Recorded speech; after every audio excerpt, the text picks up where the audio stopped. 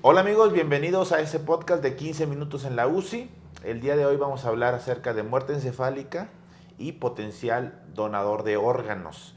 Este es un tema muy importante, todo lo que implica es algo bastante delicado, sobre todo por el entorno familiar del que se presenta, pero es algo que tarde que temprano, si estás en terapia intensiva, vas a llegar a verte involucrado. Así que vamos a ver qué se le hace a estos pacientes, cómo se procura, cómo se mantiene al paciente en vísperas de pues que llegue todo el comité o todo el proceso y se pueda hacer un realmente donador en caso de así cumplir con los requisitos. Va a estar con nosotros el doctor Orlando Rubén Pérez Nieto. Bienvenido, Orla, y pues, ¿qué puedes dar como introducción de este tema? Hola, buenos días. Soy el doctor Orlando Pérez y lo que vamos a hablar sobre muerte encefálica, para empezar hay que hacer mucho énfasis en que es algo que no queremos que suceda. Cuando llega un paciente grave a urgencias o a terapia intensiva o se pone grave, por ejemplo, en un procedimiento quirúrgico o en hospitalización y corre el riesgo de perder las funciones cerebrales, debemos de actuar muy rápido, generar medidas de neuroprotección, mantener normoxemia, una saturación entre 94 y 97%, mantener normotermia, una temperatura alrededor de 36 grados centígrados, mantener una presión arterial que garantice una adecuada perfusión a los tejidos, idealmente más de 65 milímetros de mercurio de presión arterial media, una presión sistólica pues lo más normal posible, por lo menos por arriba de 90 milímetros de mercurio, para salvaguardar el cerebro del paciente. Sin embargo, va a haber pacientes que, a pesar de que hagamos todas las metas de neuroprotección, van a tener desafortunadamente algo conocido como hipertensión intracraneal refractaria, y eso lo va a llevar a muerte encefálica. ¿Quiénes están en riesgo de generar esta patología? Principalmente el trauma de cráneo severo, que es una patología súper común en todos los servicios, desde prehospital, emergencias, terapia intensiva. Esos pacientes deben de cuidarse mucho, medidas de protección extremas, pero esos pacientes a veces, si tienen retraso al tratamiento, que los encontraron en la calle o en el cerro o en la carretera tirados y llegaron mucho tiempo sin atención médica, mucho tiempo sin metas de neuroprotección, desafortunadamente van a perder el cerebro. Algunas otras condiciones, tal vez como pacientes posparo, un paciente que estuvo, por ejemplo, más de 20 minutos de reanimación, que no se hizo una reanimación de alta calidad, que no se cuidaron todas las estrategias posparo, inclusive si es que el paciente llegó a salir del paro, este paciente corre el riesgo de que el riego sanguíneo haya sido insuficiente por tiempo prolongado y que lo lleve a muerte encefálica. Esas son dos condiciones súper frecuentes para llevar a muerte encefálica. Sin embargo, hay otras patologías graves que podrían, a fin de cuentas, llevar al mismo padecimiento. Ante esto, entonces, nada más recordamos, intentamos salvar el cerebro, sin embargo, considerar los pacientes muy graves que en algún momento puedan llegar a desarrollarlo. También existen algunas otras causas metabólicas que no debemos de dejar de lado, como situaciones de hipoglucemia, tal vez condiciones de hiperglucemia que se tuvo también un mal abordaje y tuvieron un descenso excesivo y anormal. Los electrolitos, sobre todo las disnatremias, tanto hiponatremia a llevar a normonatremia, o cuando está en hipernatremia y que tratamos de bajar y que las correcciones las hacemos inadecuadas, también pueden llegar a tener esas situaciones de daño cerebral y que puedan condicionar muerte encefálica. Bueno, ya nos situamos como un contexto en qué tipo de pacientes vamos a tener muy en mente como un paciente con posible muerte encefálica o muerte cerebral. Ahora bien, para empezar, cómo se diagnostica que ese paciente que tú sospechas que pueda tener esta situación ya lo perfilas hacia una confirmación? Ok, normalmente nosotros partimos de la exploración física neurológica del paciente, y algo tan simple como explorar los ojos es básico para sospechar que alguien tiene muerte encefálica. Unas pupilas bilaterales midriáticas, más de 4 milímetros de mercurio, con ausencia del reflejo fotomotor, ya te hace sospechar que ese paciente pueda tener muerte encefálica. No es confirmatorio, nada más es la mera sospecha o el mero screening. ¿Qué otra cosa? Que tú no observes un movimiento torácico propio del paciente. El paciente regularmente es un paciente grave que se encuentra conectado al ventilador mecánico. Si el paciente nunca tiene ninguna ventilación asistida o espontánea, ese paciente posiblemente tenga un daño neurológico severo y posiblemente se trate de una muerte encefálica. Para empezar, para sospechar esto, también debemos tener en cuenta que las condiciones metabólicas que tenga el paciente deben estar corregidas o no sospechamos que esa sea la causa del deterioro neurológico del paciente. Un paciente, como dijo el doctor Eder, con hiponatremia profunda, con hipernatremia profunda, puede simular un coma y que el paciente no tenga respuesta neurológica. Obviamente eso no es muerte encefálica. Una paciente con coma mixedematoso, por ejemplo, un paciente con sedantes, un paciente con dosis altas de bloqueadores neuromusculares, con sobresedación, con medicamentos que interfieran con la respuesta neurológica, eso nos va a hacer sospechar que no es muerte encefálica, sino que es otra cosa metabólica que no se ha resuelto o que yo puedo interferir. Ténganlo mucho en mente porque les puede crear un sesgo. Ahora, si el paciente excluye en todas las condiciones metabólicas para pensar que no son simuladores de muerte encefálica, también hipotermia puede ser otra causa de simulación de muerte encefálica. Cuando ustedes excluyen todo eso, ya no está sedado el paciente, el sodio está normal, la glucosa está normal, el paciente tiene una causa predisponente como trauma de cráneo severo o posparo, y ese paciente tiene las pupilas abiertas, más de 4 milímetros bilaterales, y no tiene estímulo respiratorio en absoluto, ese paciente ya entra en el screening de hacer diagnóstico de muerte encefálica. Para esto pueden hacer un test a la cabecera del paciente que se llama test de apnea. Lo que tienen que hacer con el paciente es evitar que nosotros lo ventilemos por aproximadamente 2 minutos o 5 minutos. Depende del tiempo y tienen que estar pegados al paciente. ¿Qué va a pasar si nosotros dejamos de ventilar al paciente? El paciente va a incrementar sus niveles de CO2. En un paciente que tenga el cerebro conservado, el incremento del CO2 le va a mandar que haga respiraciones. En el paciente con muerte encefálica, el CO2 incrementado no va a hacer absolutamente nada. Por tanto, tomando una gasometría posterior a unas 3, 4, 5 minutos después de parar la ventilación del paciente, tendríamos una cifra del CO2 incrementada más de 60 milímetros de mercurio o por lo menos más de 20 milímetros de mercurio del CO2 basal. Si empezamos la prueba con 40 de CO2 y a los 2 minutos tiene 61, ese paciente tiene seguramente muerte encefálica y habrá que confirmarlo con un estudio de imagen. Ojo, ¿cómo se hace esta prueba? Para empezar, el paciente debe tener un flujo continuo de oxígeno, no se le puede dejar sin oxígeno.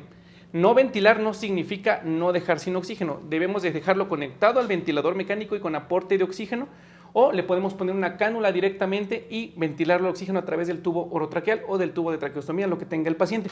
Si te la quieren hacer más fácil, bajen la frecuencia respiratoria a 4 respiraciones por minuto nada más y esperen unos 3, 4, 5 minutos, tomen la gasometría y observen la cifra del CO2. Durante esta prueba es extremadamente importante que vigilen el ritmo cardíaco y la saturación del paciente. Si el paciente desatura durante la prueba o genera arritmias, taquicardia o bradicardia, en ese momento tienen que suspender la prueba porque está en riesgo que el paciente haga paro cardíaco y todo absolutamente se pierde.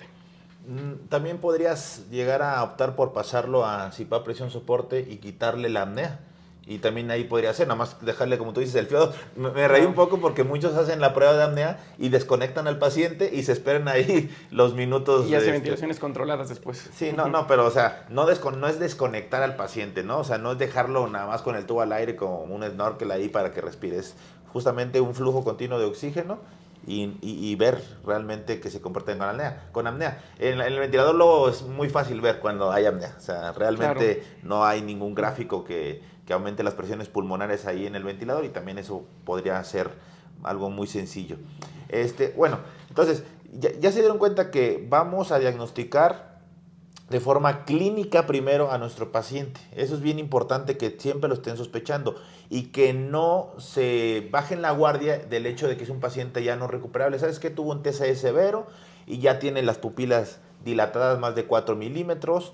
Hace la apnea, hay una prueba de apnea positiva, entonces sabes, es que ya, no, espérate, ahora empieza otro proceso, el proceso ya no de sospecha, sino de confirmación de muerte encefálica, pero a la par tienen que seguir dándole un soporte integral porque ahora es un potencial donador de órganos y de tejidos. Si bien, como lo comentábamos antes de entrar al aire, hay diferentes tipos de donadores, que hay pacientes que donan pues de forma voluntaria, viva, ¿no? Un riñón a otro familiar que sea compatible. También hay, por ejemplo, toma de tejidos de cadáver, de piel, etcétera. Nos vamos a enfocar al que es el potencial donador con muerte encefálica. Eso es lo que queremos hacer mucho énfasis, que eso es muy importante. Y que todo el proceso normativo sea adecuado, que el receptor esté, recuerden, inscrito al Sistema Nacional de Donación y trasplante. y Trasplantes, que es el SENATRA. y todo esto es algo normativo, muy legal, ¿no? O sea, no podemos estar hablando de otras situaciones que se puedan prestar a malas interpretaciones. Esto puede cambiar acorde a cada país, aquí en México así es el del comité, la norma, etcétera, pero pues eso va a cambiar un poco en cada país que nos estén viendo. Ahora bien, ya que tenemos la sospecha, ¿cómo la confirmamos? Ok, se recomienda que sea un estudio en el cual todo mundo pueda ver que el paciente tenga perdida la circulación cerebral. ¿Qué puede ser esto? Comúnmente son estudios de imagen. Estudios de imagen, actualmente hay países como Estados Unidos, países europeos, que casi cualquier estudio de imagen puede confirmar muerte encefálica, incluyendo desde los nada invasivos, como es el ultrasonido Doppler, siempre y cuando sea realizado por 1 o 2 expertos que confirmen la ausencia de circulación a nivel cerebral. Otro puede ser mucho más accesible para lugares donde no hay tantos expertos en ultrasonido Doppler transcraneal, que es la angiotomografía de cráneo o la angioresonancia magnética o la angiografía de cráneo.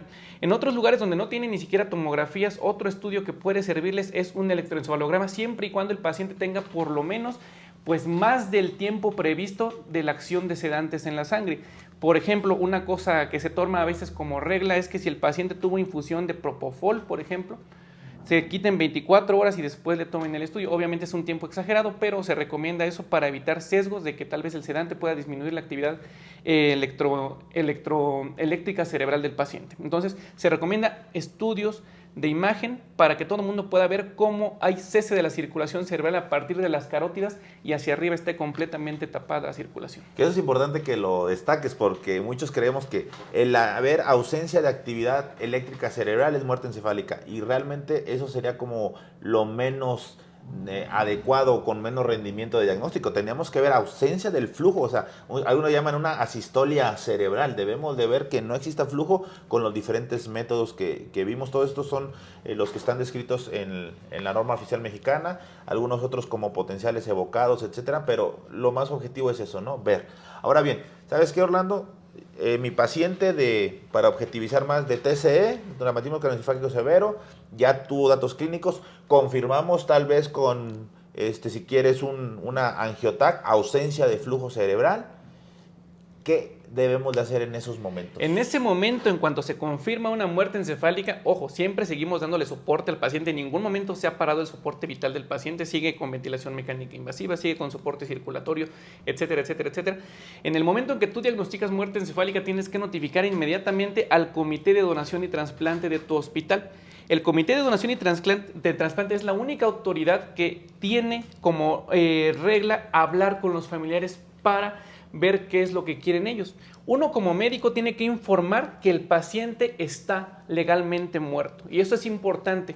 Si uno le dice al familiar, ¿sabe qué? Oiga, su paciente, pues mire, sí está vivo porque su corazón sí late, los pulmones están respirando, los riñones están formando orina, pero su cerebro está muerto. Eso confunde al familiar y piensa que el paciente en algún momento puede recuperar las funciones cerebrales.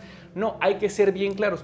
Desafortunadamente en este momento su familiar está muerto. ¿Por qué está muerto? Porque perdió el cerebro y el cerebro es lo que nos hace ser humanos. No va a tener ninguna función, no se va a ser capaz de desarrollar, comunicarse, entender, etcétera. Entonces, por ley está legalmente muerto su familiar. Desafortunadamente, a pesar del tratamiento que le dimos, no se puede recuperar. Y en ese momento llega el representante del Comité de Donación y Trasplante y dice, ¿sabe qué? Nos enteramos que su familiar está muerto. Queremos ver si usted quiere donar sus órganos a otras personas que lo necesitan, dentro de cuáles son el corazón, son los pulmones, son los riñones, es la piel, es el tejido óseo, es el corazón, válvulas inclusive cardíacas en pacientes en los que el miocardio no es tan viable, pueden ser las válvulas, pueden ser muchos órganos, inclusive hay quien dona otros órganos viscerales que en México no estamos tan acostumbrados, pero se pueden utilizar. Bueno, eso es importante, o sea, y también los que nos están viendo, no confundamos ni nosotros mismos, ni el entorno de profesional de la salud, ni confundamos a los familiares, que es, no hay esperanza. O sea, cuando ya hay muerte cerebral, hay una muerte, o sea, ya no hay esperanza. No, por favor, no jueguen con los sentimientos, porque luego sí he visto, solo un milagro puede salvarlo. No, o sea, hay que ser muy objetivos. ¿Sale? Ni modo, aquí nos toca hacer esa parte profesional y decirles, te mueres cuando hay asistolia en el corazón, cuando hay una ausencia de función cardíaca o cuando haya una ausencia de función cerebral. Son las dos formas en que morimos y así es como tal. Inclusive se hace un documento donde muere este paciente, pero también algo que quiero decirles muy importante es que no tomen ustedes iniciativas de el médico tratante o el grupo tratante detectó la muerte encefálica, el neurólogo, el neurocirujano, el intensivista, que son las ciencias que pueden llegar a diagnosticar una muerte encefálica, y salgan con el familiar directo a decirle, ¿sabes qué? Hay muerte, hay oportunidad de hacer una donación. Eso, de verdad que va a romper el enlace, porque van a decir, no, ¿sabes qué? Por el interés de la donación, a lo mejor hicieron algo raro. Yo creo que eso debe estar muy marcado, que jamás el grupo tratante salga a hablar de potencial o posible donador de órganos. Eso creo que está muy, muy, muy claro que no debe de suceder. Entonces, el médico notificó la muerte encefálica, el comité de trasplantes, el representante habla con el familiar, mientras se le sigue dando el soporte, quedamos en este momento, no quitamos nada de soporte, y pregunta si quiere donar o no sus órganos. Casi siempre junta a la familia, a los familiares más representativos del paciente, y se ponen ahí a dilucidar sobre el asunto. Mientras tanto, el médico lo que tiene que hacer es hacer ya inclusive el certificado de defunción del paciente, si es por causas médicas meramente. Si son por causas traumáticas, se notifica al Ministerio Público que el paciente pues ya está muerto, y ellos tienen que llegar a determinar por qué falleció el paciente. En lo que sucede en ambas cosas, al final va a concluir en lo siguiente: el familiar decide si dona o no dona. Si no dona, en ese momento tiene que cesar todo el soporte que le estamos dando al paciente, desconectar el ventilador, tenemos que apagar los vasopresores, los inotrópicos, etcétera, etcétera. Si quieren, pueden notificar a la familia, saben que ya lo vamos a desconectar, pueden pasar a despedirse de acuerdo a las creencias de cada quien y a las necesidades espirituales de cada uno, pues lo podrán hacer, pero se considera una mala práctica clínica de seguir dándole soporte a un paciente que tiene muerte encefálica, o sea que está muerto, y que el familiar ya no quiere absolutamente donar nada. Es mala práctica médica, gasto de insumos, gasto de recursos, más angustia para la familia, claro, etcétera, etcétera. Ahora nos vamos al otro rubro: el que sí quiso donar. El familiar dijo, ¿sabe qué? Pues yo sí quiero donar sus órganos, toda la familia estamos de acuerdo, vamos a firmar que queremos donar órganos. Bueno, pues ahí entonces continuamos con el soporte vital como si fuera un paciente grave. ¿Cómo? Mantener una presión arterial media perfusora, mantener normoxemia, mantener igual los gases arteriales como el CO2 también en control, mantener una función renal lo más adecuada posible, que el paciente siga orinando. Ustedes saben lo clásico, más de 0.5 mililitros por kilo por hora, por ejemplo. Mantener que el paciente no se nos vaya a sobreinfectar con alguna cosa, con alguna neumonía asociada al ventilador, y lo mantenemos perfundido. ¿Por qué? Porque entonces van a llegar alguien en algún momento por los órganos vitales y tienen que estar en buenas condiciones para que el receptor pueda agarrarlo de la mejor forma. En la cuestión de soporte hemodinámico respiratorio, nos queda claro que hay que mantenerlo como si fuera un paciente que no tenga muerte encefálica. Buena perfusión, buena oxigenación, buen CO2, ¿no? Eso es importante. En la cuestión endocrina, ¿algunas consideraciones? Extremadamente importantes. El paciente con muerte encefálica, una de las complicaciones más frecuentes es que haga, por ejemplo, diabetes insípida. Un paciente con muerte encefálica que pierde por completo la producción de hormona antidiurética, pues hace que el paciente empiece a orinar rápido. Y esto, ojo, esto puede llevar a que el paciente tenga un colapso hemodinámico importante si no lo detectamos a tiempo. ¿Cómo lo vamos a detectar? El paciente que empieza a orinar muchísimo en una hora, que aventó 300 o 400 mililitros o más en una hora de orina, en ese ya sospechen de que tiene diabetes insípida. ¿Cuál va a ser los segundos datos, los secundarios? Que el paciente va a tener esa orina diluida, va a tener un sodio urinario menos de 20, y en la sangre va a empezar a tener hipernatremia. ¿Por qué? Porque lo que está tirando es agua. La hormona antidiurética lo único que hace es filtrar agua para que a través de los túbulos colectores se regrese a la circulación. Si no existe hormona antidiurética, vas a filtrar un montón de agua, con poca cantidad de solutos, poca cantidad de sodio, y vamos a ver casi que la orina es transparente. Y en la sangre se va a concentrar el sodio, y eso nos puede llevar inclusive a contraindicación para donar algunos órganos como el hígado. Por ejemplo, existen centros que no aceptan hígados de pacientes que tengan más de 160 de sodio en sangre. Entonces, tómenlo mucho en cuenta. Eso es uno, diabetes insípida. Otro, puede generar disfunciones tiroideas también. Solamente se recomienda suplir de hormonas tiroideas al paciente, aquel paciente que a pesar del soporte inotrópico y vasopresor siga chocado. Podríamos considerar iniciar levotiroxina.